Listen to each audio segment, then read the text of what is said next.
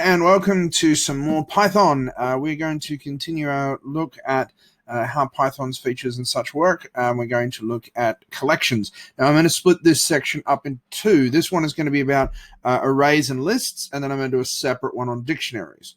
The reason for that is that dictionaries have a lot more information that goes with them, and they are a lot more useful, but I just want to make it easy for you guys to comprehend.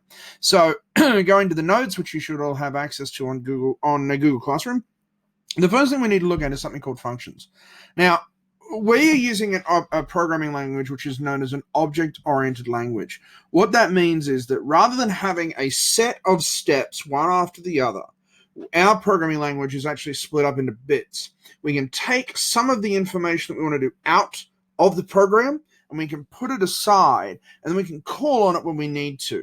You think about this like in our classroom, where we have a couple of people that are able to do certain things, and we can ask them to do those in their own time while we get on with the rest of the class. So that's sort of how functions work. Python works by using those very, very efficiently, and it splits the program into smaller and smaller bits to make it easy for us to do.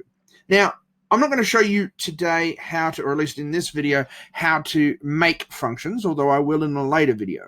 But I need you to understand how functions work for now, just so that we can understand how to use them in our program. When we have a collection, for example, we don't want to do everything we want on that collection itself. We sometimes need to go into how that collection works and get it to do a function for us. That will become more apparent as we go. So there are two main types of functions. There are functions that just do a thing for us, and then there are some functions that actually return a value for us. Now, we've already seen these, for example, in our print and our input functions. If we go to some REPL, we can come here and we can simply use the print function, and that's what this is, the print function, to print off, this is the print function. Now, if I hit run on this, as you will all know, it prints out, this is the print function. You can see that nothing has been passed back. There's no code that's actually come back to us. This is just a function that is doing a thing. On the other hand, if we want to have a function that actually does a thing, like the input function, which we've already worked with, we can actually use that. Now, remembering that we have an input function, we have to store our information in a variable. So I'm going to set up a variable here called name. And we've done this in our last lesson. Name is equal to, and the value that is put in name will be equal to whatever when we call the input function. So if I call the input function, which is simply by typing the word input, and I'm just going to clean that code up a little bit, I can ask the user to put their name in, and whatever the user puts in will then be stored in name. So this is a function where we're actually asking the function to give us something back. We're asking it to return a value of some kind. And then we can in turn print that. So for the same as we've done with others, we're simply going to print hi, comma, I need a space there, and name. And if I'm right, no, I need plus, not comma, sorry. I plus name. If I'm right, we can run this. So first thing is, this is the print function. Please input your name, Mr. Boyce. And I press enter, even though my caps lock is on, and it says, hi, Mr. Boyce. You can see that this function has returned a value that's then been stored. Then we're able to use that for something. That's important for us to understand for when we are looking at how functions work like this. So our collections work in similar ways. Now, the other thing we have to look at with functions just before we keep going is what are called arguments. This stuff here in the brackets are known as arguments for the function. They are things that the function needs to work. Some you can have simply one of, like we have here. However, in our print function here, we actually have two. We're using the plus sign to separate off arguments.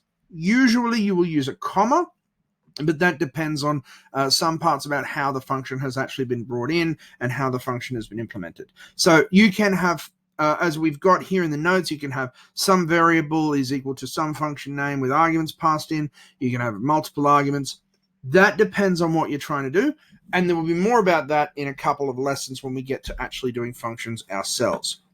What we want to look at today is something called collections. Now, we treat collections the same as we treat variables. A variable is simply a place to store some information. It's a simple spot where we actually have some information put together, and that's where we store it. A collection is simply a group of information that we have put in under the same variable name. Python already uses these. We've already experienced these with strings. This here, if I go back to my code, this here name will store this piece of information coming from the input as a string. That's not stored as one piece of data. It's actually stored as a selection of characters that are put into memory separately. So when I type here Mr. Boyce, Mr. and the full stop could be stored in one place in memory, and Boyce could be stored in a whole different place in memory. But the computer, the way that this is programmed, knows how to put those together when we go to use this variable. We can have huge variables, absolutely massive variables, and when we put them together, or when we do something with them, they're treated as one piece of information. So when we talk about collections, we're generally talking about these. Now, there are a couple of different types of collections. The important ones that are known across all platforms are called arrays. An array is simply a set of spots where information can be put. That's all it is. It's a brick where information can be put. In most languages, it needs to be the same type of information. You have an array of integers. You have an array of characters. You have an array of strings. And Python is able to treat strings as a subset. There are other types of collections, which we'll talk about. Lists, tuples, sets, and dictionaries are the big ones in Python. Now, a list in Python is a type of array. It's an engineered type of array. An array by itself is dumb, but a list allows us some extra features to do other bits. A tuple, and I'll just skip into the notes here a little bit more so you can see this. A tuple is similar to a list, but it itself cannot be changed. So when you set up a list or an array in the first place, you can't change that. A set is another similar thing again. It's a collection that is unordered and unindexed. So it's similar to an array. It's similar to a list, but rather than having everything in some sort of coordinated and cohesive order, everything just gets jumbled up. So it's just a collection of stuff, just a whole group of things. And a dictionary we will talk about in our next video. So I'm not going to talk too much about tuples and sets in this video, simply because they are not really that necessary. All that you need to understand is that a tuple is a list that cannot be changed, and a set is a list that has no organization to it. So let's have a look at an array. Now, an array is a collection, as I say here, of the same type of element treated as one variable. We can, when we use arrays, pass them around as arguments so that we can do all sorts of things with them. And we create a simple array by simply instantiating it like any other variable. I've got one here. Cars is equal to Ford, Volvo, and BMW. So if I put this into our REPL window, I've now defined a new array called cars, and the array has 3 slots, which I've used the square brackets for. It's got 3 slots here.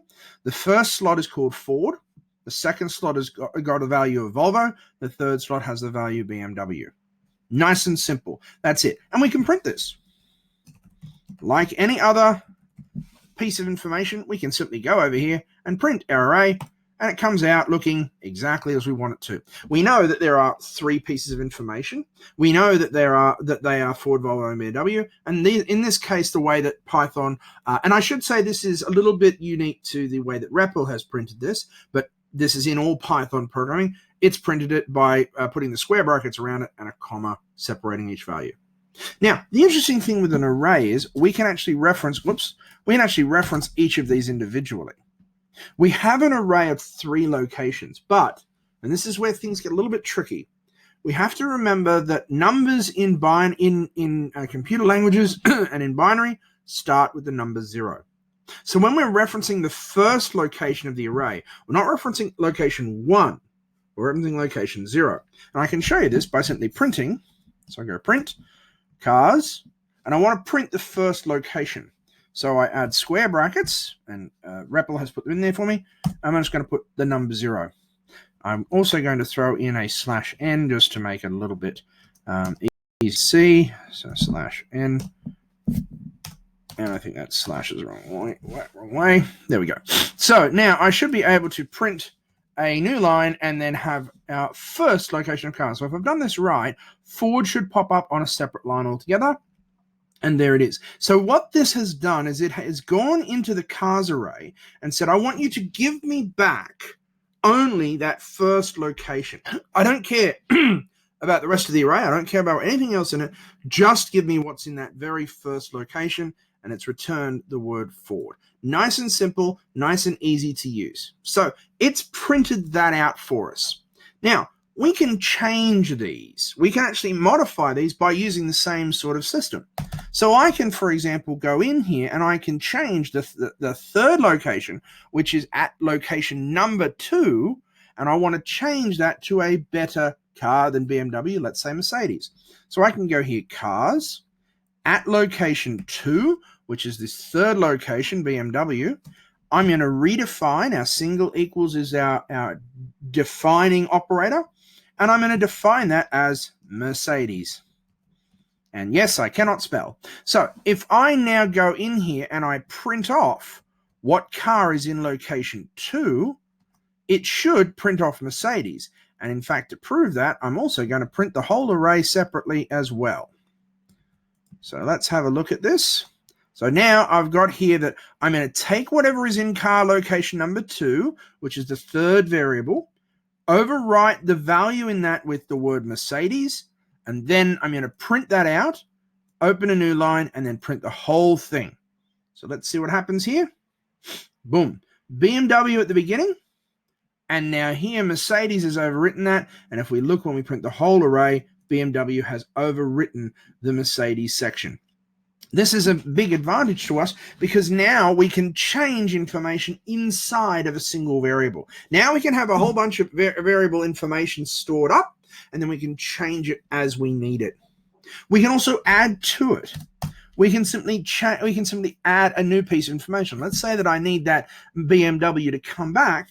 I can use a function inside of this called append, cars.append. And I'm going to pass it in a new car manufacturer.